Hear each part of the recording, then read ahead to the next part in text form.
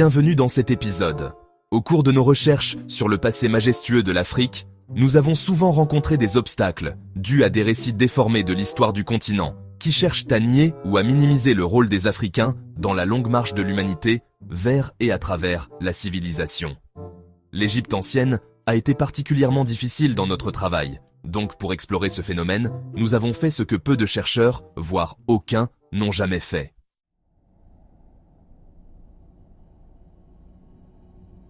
Nous avons posé la question à l'intelligence artificielle, ChatGPT. Pourquoi ? Parce que c'est une technologie de l'information extrêmement puissante et de pointe, et surtout, elle est neutre. Elle n'est ni raciste, ni afrocentrique, ni eurocentrique, ni asiatique. Elle est simplement neutre parce qu'elle vous donne des données directes. La question que nous lui avons posée était « Pourriez-vous nous donner un essai sur un éventuel blanchiment de l'histoire de l'Égypte ancienne ?» Et voici la réponse.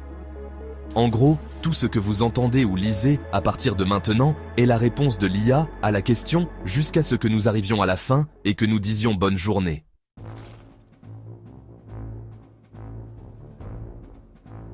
Alors voilà, l'histoire de l'Égypte ancienne est l'un des récits les plus fascinants et les mieux documentés du monde antique. Les contributions de la civilisation à l'art, à l'architecture, à la religion et à la science ont laissé une marque indélébile sur l'histoire de l'humanité. Cependant, la représentation et l'interprétation de l'histoire de l'Égypte ancienne ont fait l'objet d'un blanchiment important qui a altéré la perception de l'identité ethnique et culturelle de la civilisation. Ce blanchiment s'étend au-delà des textes et des récits historiques. Il comprend l'altération physique d'objets et de monuments pour s'aligner sur des perspectives eurocentriques. Cette vidéo explorera le blanchiment systématique de l'histoire de l'Égypte ancienne en examinant comment cela s'est manifesté dans la représentation erronée de l'identité raciale des Égyptiens, l'altération d'objets et les implications plus larges de ces actions et de la compréhension moderne du passé. Le blanchiment de l'histoire de l'Égypte ancienne a commencé sérieusement pendant la période d'exploration et de colonialisme européen.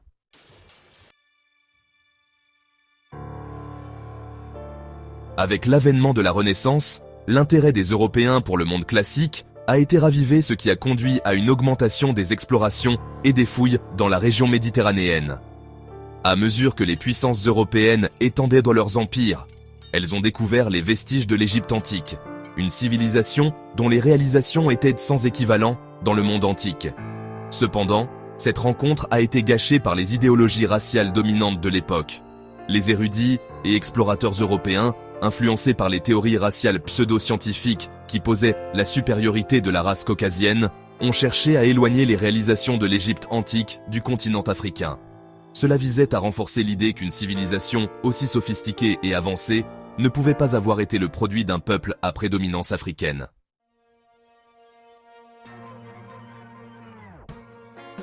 Le développement de l'égyptologie, en tant que discipline universitaire au XIXe siècle, a encore renforcé ses vues eurocentristes. Des pionniers du domaine, tels que Jean-François Champollion, qui a déchiffré la pierre de Rosette, et Sir Flinders Petrie, qui a établi des méthodes systématiques de fouilles, ont apporté des contributions significatives à la compréhension de la culture et de l'histoire de l'Égypte ancienne. Cependant, de nombreux égyptologues de l'époque ont été influencés par les préjugés raciaux de l'époque qui ont biaisé les interprétations des preuves. Par exemple, les premières interprétations de l'art et de l'iconographie égyptien ont souvent minimisé ou ignoré les représentations claires d'individus à la peau foncée dans les œuvres d'art égyptiennes, se concentrant plutôt sur des représentations qui semblaient plus méditerranéennes ou sémitiques, entre guillemets. Cette emphase sélective a contribué à représenter les anciens Égyptiens comme étant plus étroitement liés aux peuples européens ou du Moyen-Orient qu'à l'Afrique et au sud du Sahara. Le blanchiment de l'histoire de l'Égypte antique ne se limite pas aux interprétations des érudits.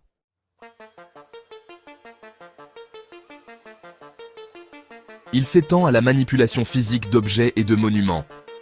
De nombreux cas ont été documentés où les caractéristiques de statues, de reliefs et d'autres objets culturels ont été modifiées pour correspondre davantage aux caractéristiques européennes.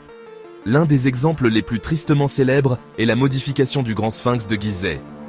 Si l'apparence originale du sphinx fait l'objet de débats, il est largement admis que son nez a été délibérément détruit, probablement lors de l'expédition napoléonienne en Égypte à la fin du XVIIIe siècle, Certains spécialistes ont interprété cet acte féodal comme une tentative d'effacer les caractéristiques typiquement africaines du monument, bien que d'autres théories suggèrent qu'il pourrait avoir été victime d'un iconoclasme antérieur. Un autre exemple est la modification des représentations des pharaons et d'autres personnages importants de l'art égyptien. Dans certains cas, les nez ont été supprimés ou modifiés pour paraître moins larges et les tons de peau ont été éclaircis dans les reproductions d'œuvres d'art égyptiennes. Ces changements ont contribué à la fausse idée selon laquelle les anciens Égyptiens étaient principalement d'apparence caucasienne ou méditerranéenne.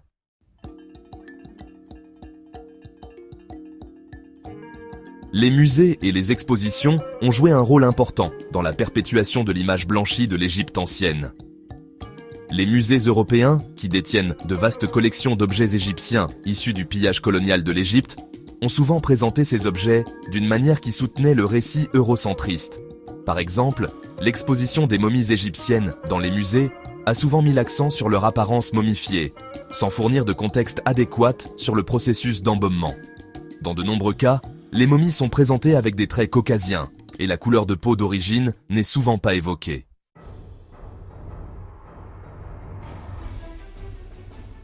Représentation des anciens Égyptiens dans le cinéma. La culture populaire, en particulier Hollywood, a influencé la perception de l'Égypte ancienne. Les films ont souvent représenté les Égyptiens avec des acteurs blancs, renforçant l'idée d'une civilisation plus proche des Européens. Le film Cléopâtre de 1963, avec Elizabeth Taylor, en est un exemple. Taylor, une actrice anglo-américaine, a été choisie pour incarner Cléopâtre. Ce choix a renforcé l'idée que Cléopâtre était plus proche des Européens. Malgré les preuves historiques de ses origines grecques, ce casting contribue à effacer les racines africaines de l'Égypte. Des films récents, comme Exodus, Gods and Kings, ont poursuivi cette tendance. Le film a été critiqué pour avoir choisi des acteurs blancs pour jouer les rôles d'Égyptiens. Ce blanchiment déforme la réalité historique et perpétue des stéréotypes néfastes.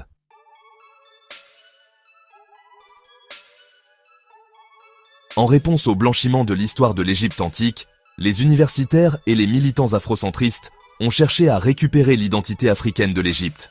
L'afrocentrisme est un mouvement culturel et intellectuel qui met l'accent sur l'importance de l'Afrique et des peuples africains dans l'histoire du monde.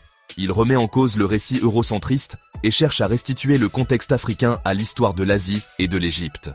L'une des figures de proue de ce mouvement était Cheikh Anta Diop, historien, anthropologue et physicien sénégalais. Les travaux de Diop, en particulier son livre « L'origine africaine du mythe ou de la réalité », soutiennent que l'Égypte ancienne était une civilisation noire africaine. Il a utilisé des preuves linguistiques, culturelles et anthropologiques physiques pour étayer ses affirmations, remettant en question et prévalant les vues eurocentristes de son époque. Les travaux de Diop ont contribué à remodeler le discours sur l'Égypte antique et à souligner sa place dans le contexte plus large de l'histoire africaine. D'autres chercheurs tels que Martin Bernal, auteur de Black Athena, ont également contribué à la reconquête de l'identité africaine de l'Égypte.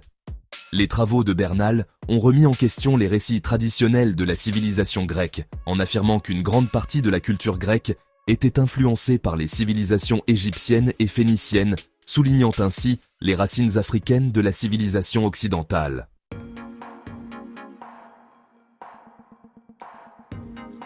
Les progrès récents de l'archéologie et de la génétique ont fourni de nouvelles perspectives sur l'identité raciale des anciens Égyptiens.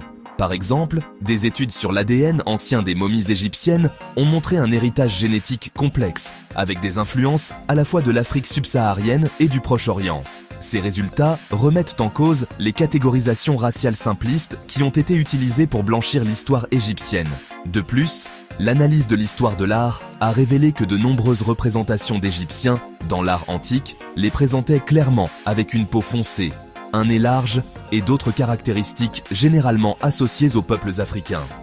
Par exemple, les peintures funéraires des pharaons et des nobles montrent souvent des Égyptiens avec une peau brun foncé ou brun rougeâtre, contrairement aux Libyens, aux Asiatiques et aux Européens à la peau plus claire représentée dans les mêmes œuvres d'art. Ces représentations correspondent à l'idée selon laquelle les anciens Égyptiens se considéraient comme distincts de leurs voisins et étaient conscients de leur identité africaine.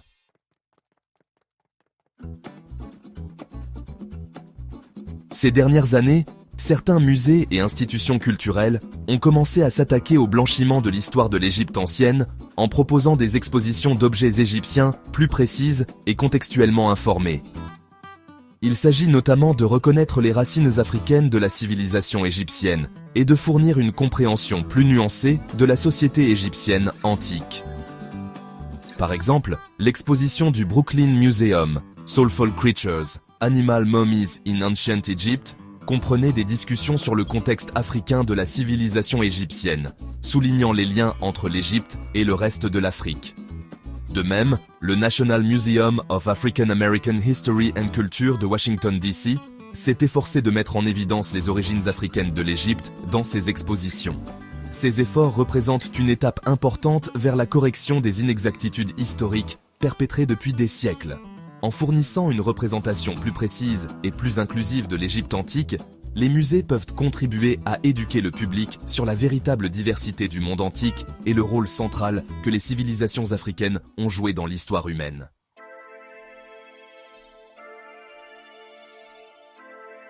Le blanchiment de l'histoire de l'Égypte antique n'est pas un incident isolé, mais fait partie d'un modèle plus large d'effacement ou de minimisation des contributions africaines à l'histoire du monde. Cette pratique a des conséquences profondes, non seulement en déformant les données historiques, mais aussi en affectant la perception de soi et l'identité culturelle des peuples d'origine africaine. Lorsque les réalisations des civilisations africaines comme l'Égypte sont attribuées à des peuples non africains, cela renforce le stéréotype selon lequel l'Afrique a peu contribué au progrès humain. Cet effacement alimente un discours plus large qui marginalise l'Afrique et ses peuples, les proclamant comme périphériques au grand développement de l'histoire du monde. Par exemple, les avancées technologiques et culturelles de l'Égypte ancienne, comme son système d'écriture, ses réalisations architecturales et ses pratiques religieuses complexes, sont souvent évoquées d'une manière qui les détache de leurs racines africaines, privant ainsi l'Afrique de la place qui lui revient dans l'histoire de la civilisation. En outre, l'effacement de l'histoire africaine contribue au racisme systémique qui imprègne les sociétés mondiales depuis des siècles. En minimisant les réalisations des peuples africains, le blanchiment de l'histoire soutient l'idée d'une infériorité africaine et d'une supériorité européenne. Ce récit a été utilisé pour justifier le colonialisme, l'esclavage et l'exploitation continue des nations et des peuples africains. Les conséquences de cette situation se manifestent dans les disparités raciales et les préjugés qui perdurent aujourd'hui. Le blanchiment de l'histoire de l'Égypte ancienne affecte également la diaspora africaine moderne. Pour de nombreuses personnes d'origine africaine, la reconnaissance de l'Égypte ancienne comme une civilisation à prédominance africaine est une source de fierté et d'émancipation. Reconnaître la place de l'Égypte dans l'histoire africaine permet de lutter contre les stéréotypes négatifs qui ont été imposés aux peuples africains pendant des siècles. Lorsque les contributions africaines à l'histoire du monde sont reconnues, cela remet en question les représentations monolithiques et souvent négatives de l'Afrique dans le discours dominant. Cela ouvre la voie à une compréhension plus nuancée de l'histoire africaine, qui reconnaît la diversité, la complexité et la richesse des cultures et civilisations africaines.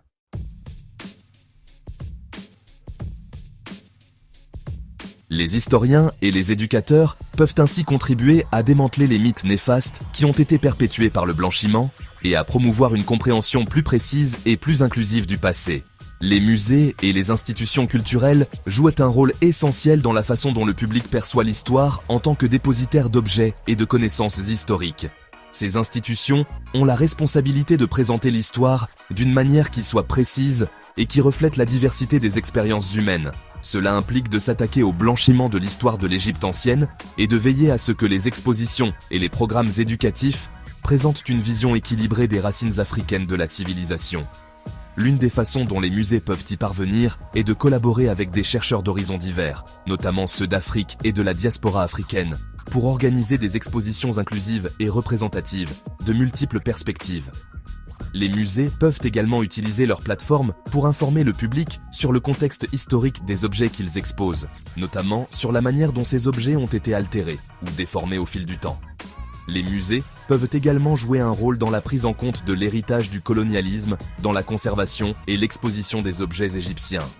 Nombre de ces objets ont été acquis pendant la période coloniale, souvent dans des circonstances douteuses, et leur exposition dans les musées européens et américains rappelle les dynamiques de pouvoir inégal qui ont façonné la collection et l'interprétation de l'histoire. En reconnaissant cette histoire et en œuvrant pour des pratiques plus équitables, les musées peuvent contribuer à corriger certaines des injustices perpétrées par le blanchiment.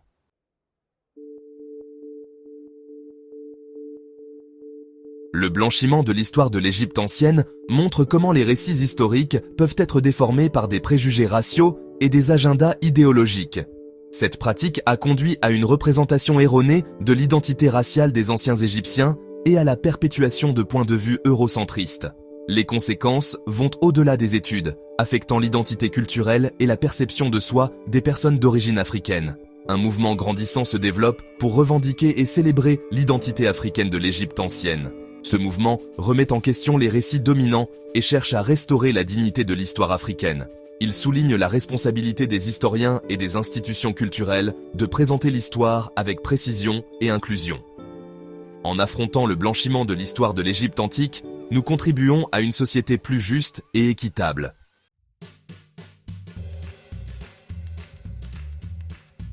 Voilà, c'est tout. Alors, la prochaine fois que quelqu'un vous traite d'afrocentriste fou qui invente des histoires pour se sentir mieux, partagez avec lui ce témoignage d'IA issu du réseau neuronal de 200 milliards de paramètres de ChatGPT. Merci d'avoir regardé cet épisode. N'oubliez pas d'aimer, de commenter, de vous abonner et d'activer vos cloches de notification, et de rester à l'écoute du prochain épisode sur les grandes civilisations de l'Afrique.